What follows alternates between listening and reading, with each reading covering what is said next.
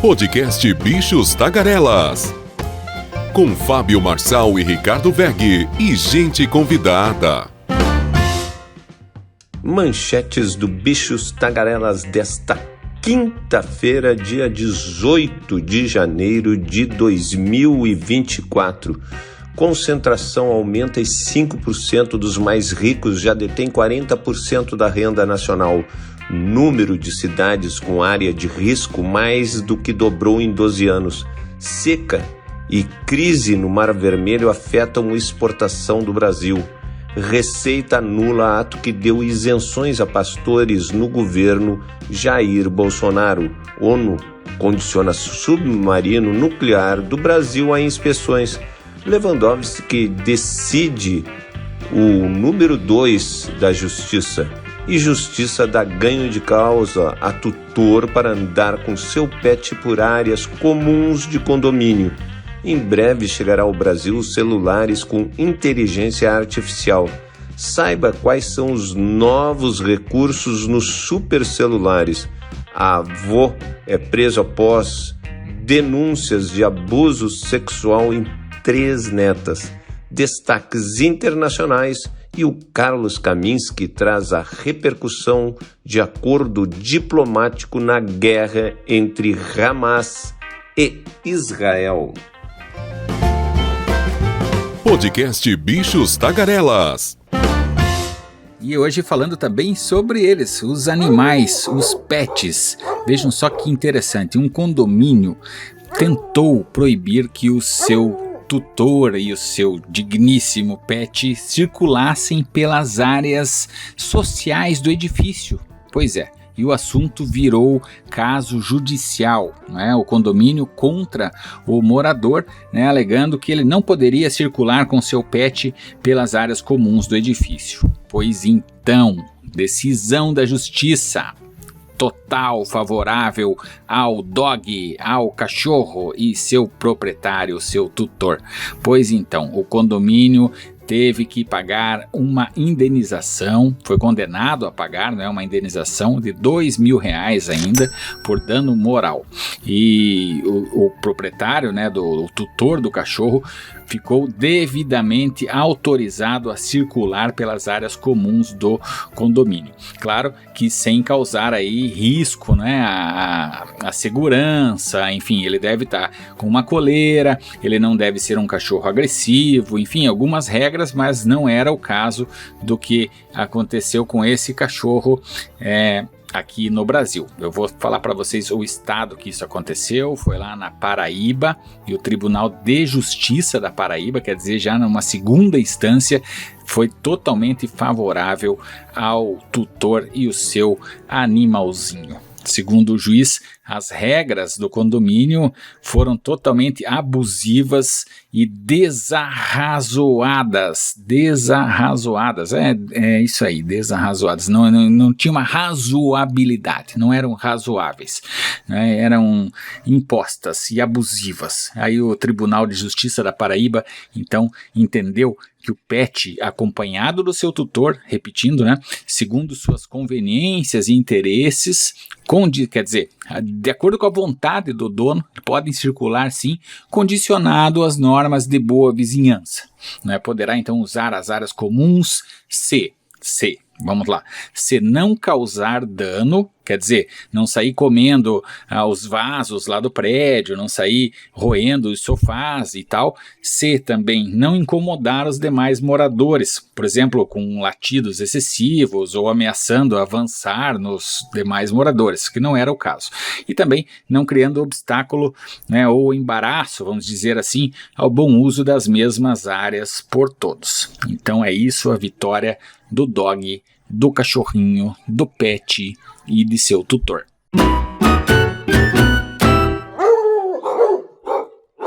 Ricardo, mal as economias globais se recuperaram do impacto da Covid, eventos adversos em importantes rotas marítimas voltam a ameaçar o comércio internacional e podem deixar impactos no Brasil. Uma seca histórica baixou o nível da água no Canal do Panamá.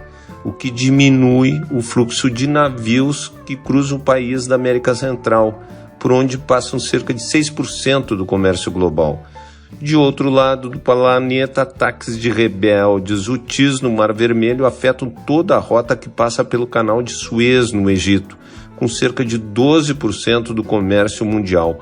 O impacto mais imediato do que tem sido descrito como a maior crise no transporte marítimo desde a Covid é no aumento do tempo e custo dos transportes, o que afeta o preço das exportações e importações brasileiras.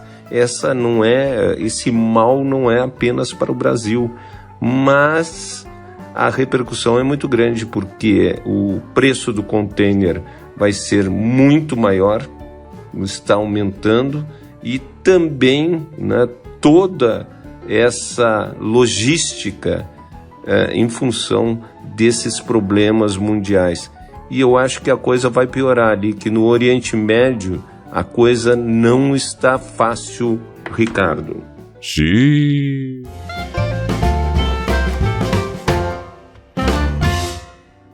Fábio Marçal, Carlos Kaminski, Maurício Viana e nossos ouvintes do Bichos Tagarelas. Todos nós gostamos, é claro, de tecnologia.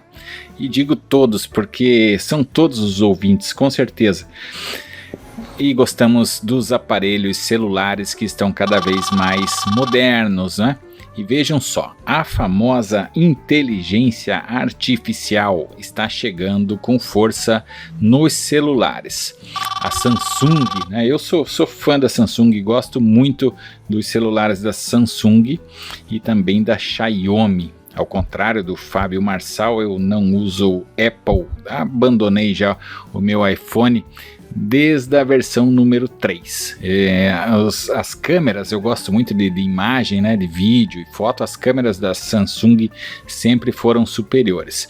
Pelo que me consta agora, essa última versão, ou a penúltima do iPhone, parece que a câmera está boa, mas enfim, demorou muito para eles alcançarem a Samsung e também a Xiaomi. E a Samsung sai na frente mais uma vez, agora colocando inteligência artificial nos aparelhos. E é claro, com um preço também bem salgado. Já estão fabricando no Brasil, mas ainda não está disponível, e os celulares vão custar até R$13 mil. É a linha S, né? Eu sempre usei a linha S e agora está no número 24 já, a S24, né? Que é S de Samsung e o número, né, da versão.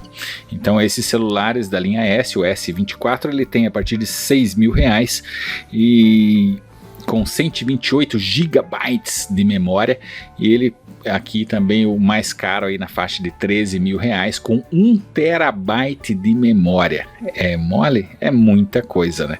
Mas enfim, o que é que vem aí de novidade com a inteligência artificial? O que é isso, né? Inteligência artificial nos celulares. Bom, basicamente inteligência artificial é o uso de dados, né? O cruzamento de dados, enfim, é isso aí. Não deixa de ser muito diferente nos celulares, mas por exemplo, qual que é uma diferença? O que não temos hoje nos celulares e teremos aí com essa nova tecnologia?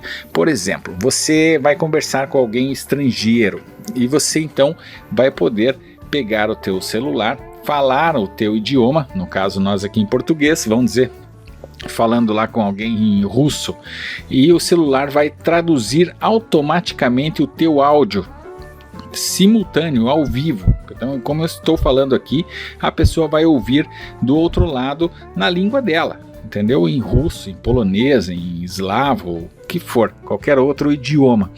Então esse é um dos recursos da inteligência artificial nos celulares.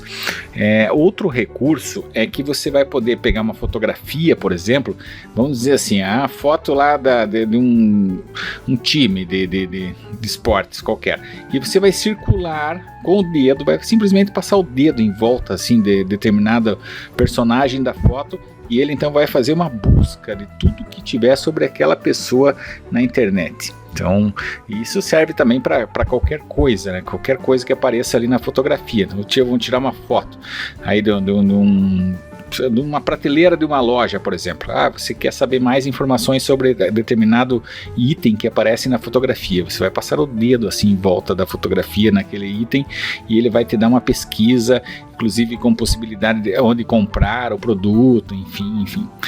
Outro item bem interessante dessa nova tecnologia é que você vai poder gravar uma reunião.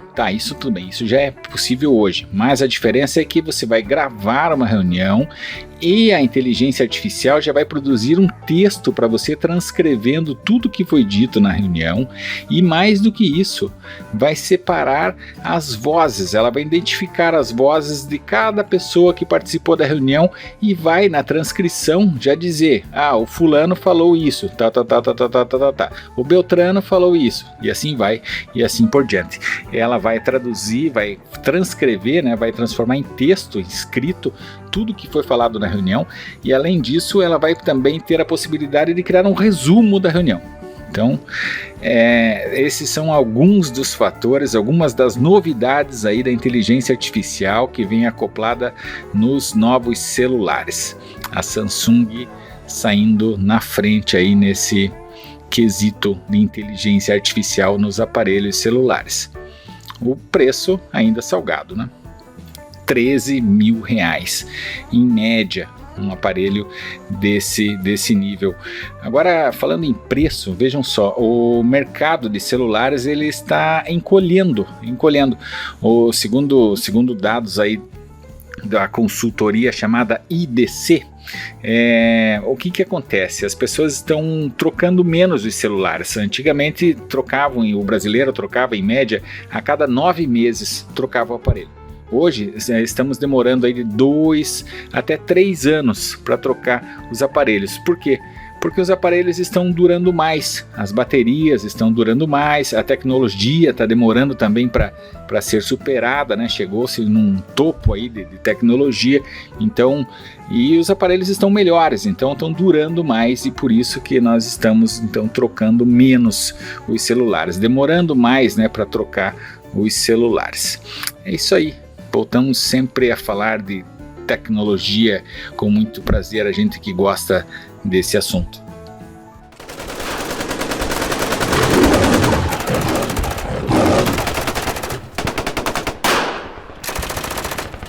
E agora que os líderes evangélicos vão enlouquecer o governo.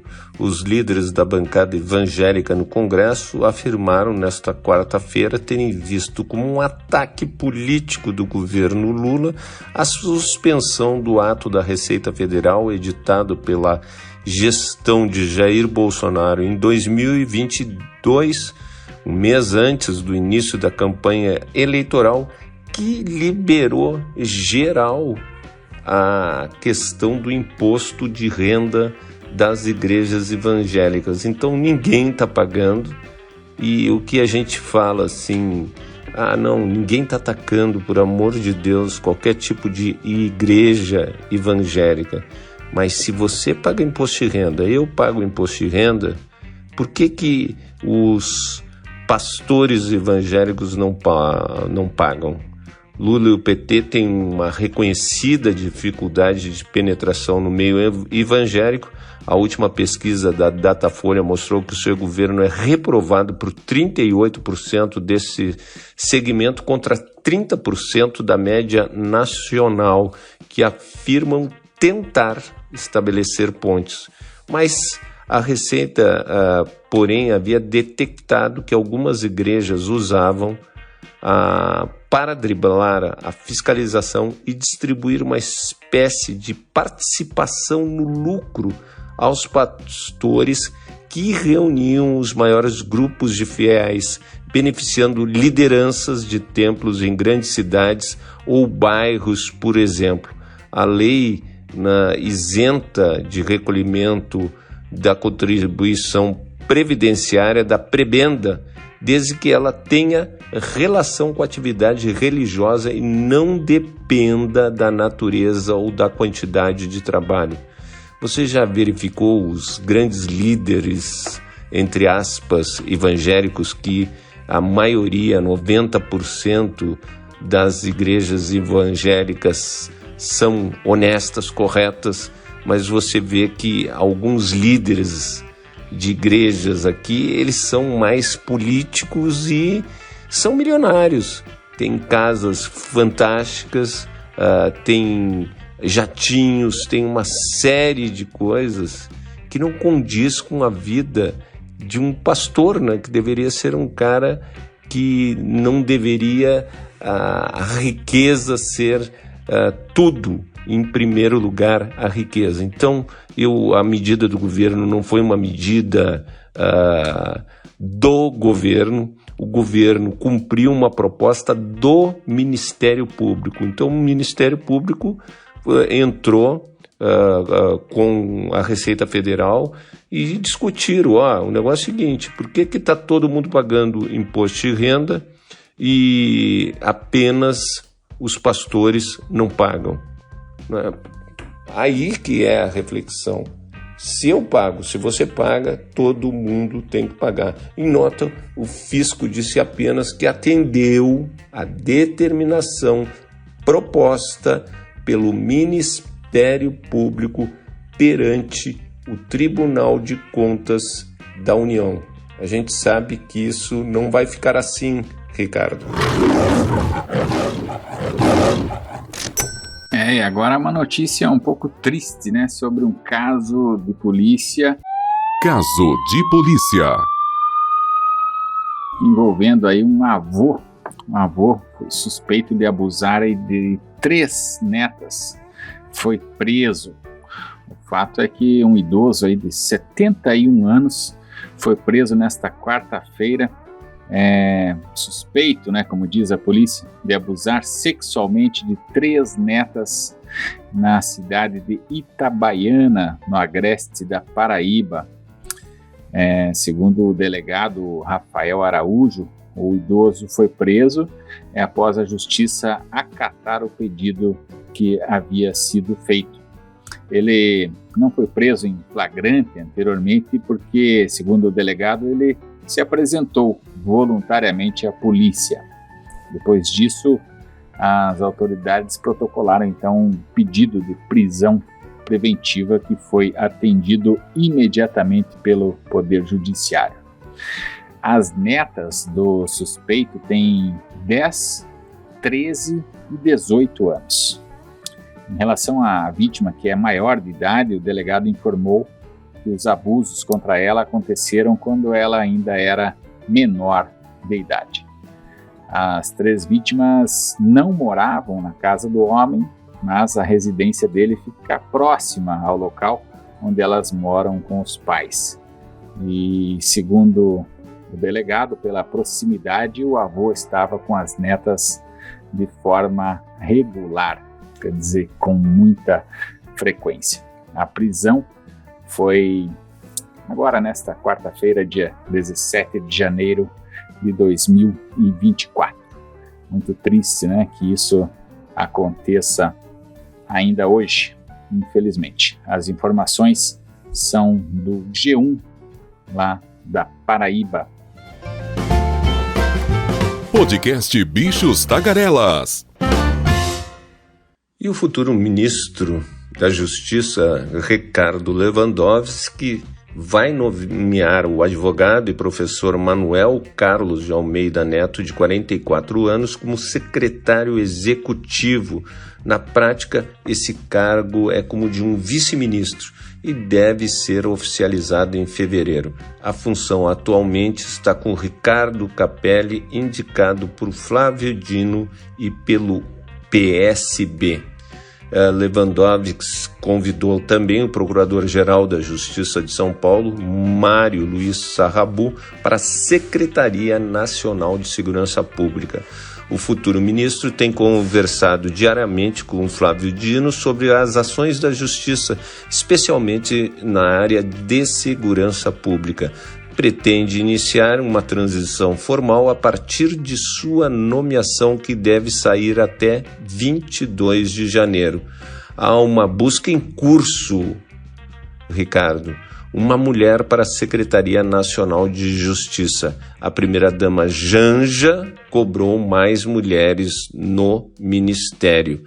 E se a Janja pediu, Janja vai receber, Ricardo.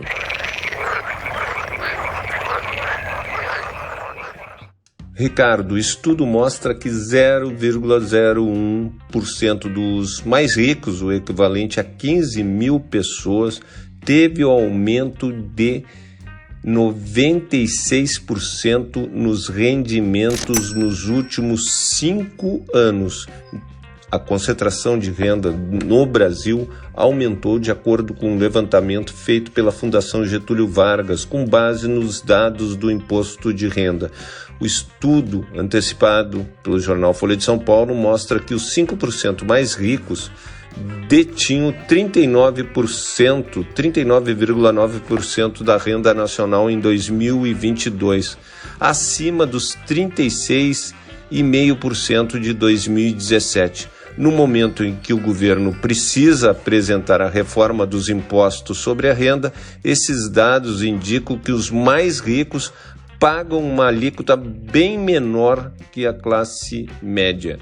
A Secretaria de Política Econômica do Ministério da Fazenda divulgou no final do ano passado as alíquotas pagas pelos que declaram imposto de renda.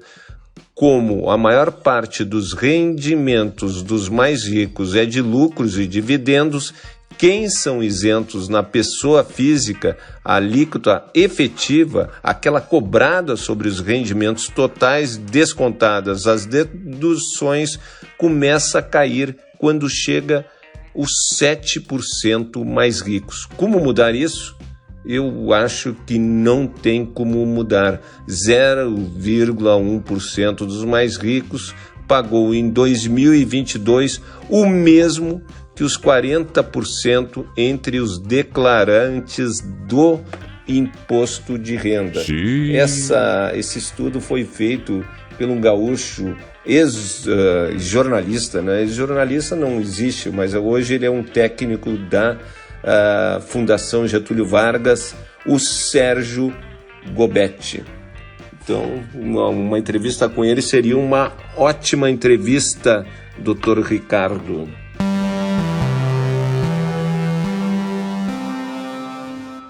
Olá, Ricardo Begg. Olá, Fábio Marçal. Aqui Carlos Kaminski, diretamente de Orlando, na Flórida. A notícia de hoje é de alívio e de esperança.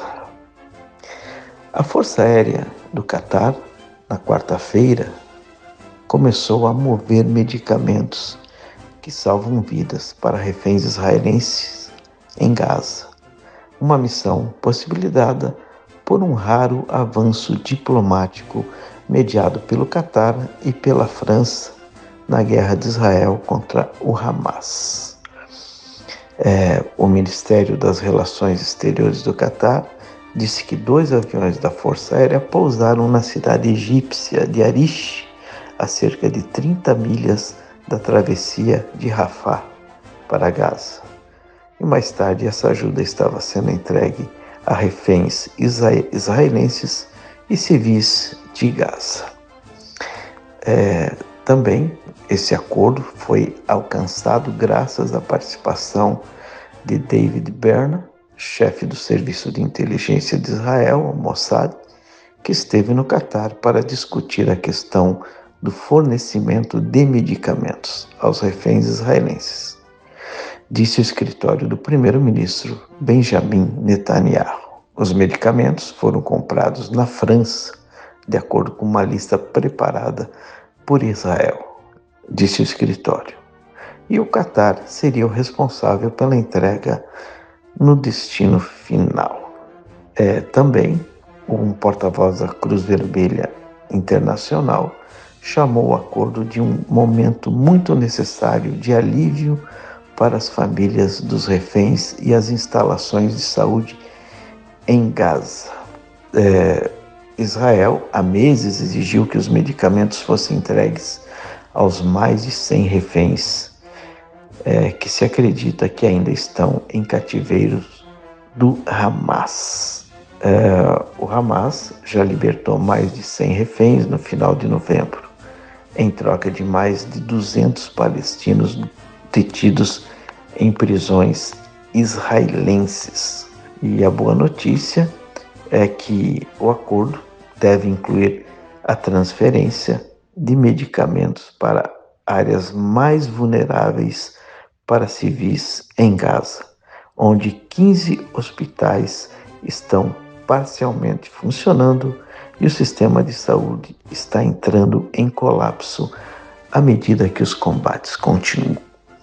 E todos nós torcemos por mais avanços diplomáticos para que essa guerra termine o mais rápido possível. É isso aí, um forte abraço a todos. Parece piada. Interessante, né? A Coreia do Norte faz o que quer, China faz o que quer, Estados Unidos faz o que quer, a Rússia faz o que quer e agora o Brasil só terá aval da ONU para operar um submarino de produção de propulsão nuclear, projeto ao qual se dedica 45 anos, se abandonar as posições históricas de resistência a inspeções detalhadas de suas instalações atômicas. Em sua primeira conversa fora dos autos do AIEA sobre as negociações iniciadas em junho de 2022 acerca do projeto, ele sugeriu que a autorização para a operação do submarino nuclear só deve sair se tudo der certo em até 5 anos. Pode ser até um pouco menos, mas 5 anos, prazo semelhante à discussão do caso da Austrália, que entrou com pedido semelhante também em 2022, após firmar inédito acordo militar com os Estados Unidos e Reino Unido, que prevê o fornecimento de modelos americanos e posterior construção de submarinos de propulsão nuclear no país, saiu quase que imediato. O problema é que a comunidade internacional se preocupa com o nosso submarino de propulsão nuclear. Eu acho que isso é uma questão de soberania. Se quisermos fazer, vamos fazer. Por que não podemos fazer? Essa tecnologia nossa é uma tecnologia brasileira e o que é? Vamos dar toda a tecnologia para o resto do mundo? Se a nossa economia, se a nossa tecnologia for infinitamente mais barata, nós vamos passar de graça para o mundo inteiro e ainda vão nos controlar, deixar aqueles fiscais nas nossas energias, nas nossas áreas de energia atômica? Não. Existe uma coisa que a gente tem que defender nesse momento, que é a soberania nacional.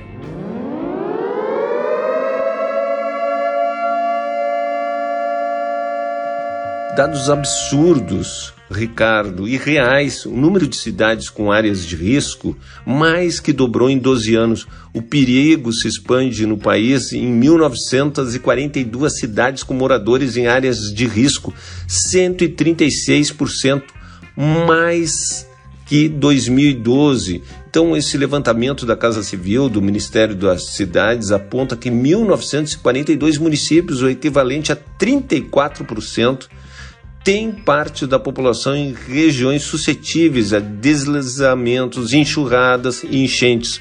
A quantidade é 136% maior que a obtida em um levantamento de 2012. E esse estudo, essa vulnerabilidade alcança quase 9 milhões de pessoas, 8 milhões e 900 mil pessoas. Esse grupo de cidades concentrava, à época, em 2012, 94% das mortes e 88% das pessoas afetadas por desastres. E não adianta aquelas tragédias que ocorreram em São Paulo, o Rio Grande do Sul, Santa Catarina, em Blumenau, Petrópolis, né, Rio de Janeiro, Nova Friburgo, Maceió, Fortaleza, Belo Horizonte, Rio Grande do Sul. O problema é que ninguém faz a sua parte. Ninguém faz a sua parte. O município não coíbe ali a pessoa de fazer a sua casa na beira do rio. E ele sabe que vai ter problema ali, mas não tem fiscalização, não tem um programa de habitação para essas pessoas, porque as pessoas vão para a beira do rio porque elas são expulsas do centro da cidade e vão para a periferia. E a periferia acaba ficando ali na beira do rio, onde eles podem construir as suas residências, os seus barracos. E a única saída é um programa habitacional e não culpar só o clima.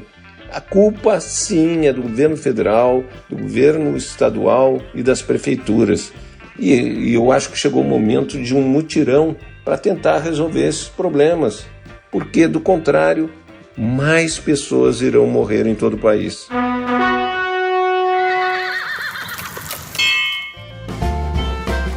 Internacional. E as manchetes internacionais. New York Times. A Alemanha, outrora uma potência, enfrenta paralisação econômica. O Washington Post. Haley intensifica ataques a Trump. Wall Street Journal. Plano dos Estados Unidos para um Oriente Médio pós-guerra não ganha atração. E o País da Espanha, PSOE, negocia ajustes na lei de anistia com linha vermelha para o terrorismo. Le Monde, Gabriel Attal, um primeiro-ministro à sombra de Emmanuel Macron. The Guardian, crime organizado pode estar lucrando com 60 milhões de libras esterlinas de fraudes em empréstimos estudantis. Financial Times, preocupação com finanças da Boeing deve estar atrás do foco na segurança, diz a maior empresa de leasing de aeronaves do mundo. Esses são os principais destaques dos jornais internacionais, Ricardo. Podcast Bichos Tagarelas. Infelizmente termina agora o nosso Bichos Tagarelas, que agradecemos a edição do Maurício Viana, do Ricardo Egg, do Carlos Kaminski e, claro, agradecendo a audiência de vocês. Sem vocês não existe o Bichos Tagarelas. Até amanhã. Você ouviu o podcast Bichos Tagarelas com Fábio Marçal, Ricardo Weg e gente convidada.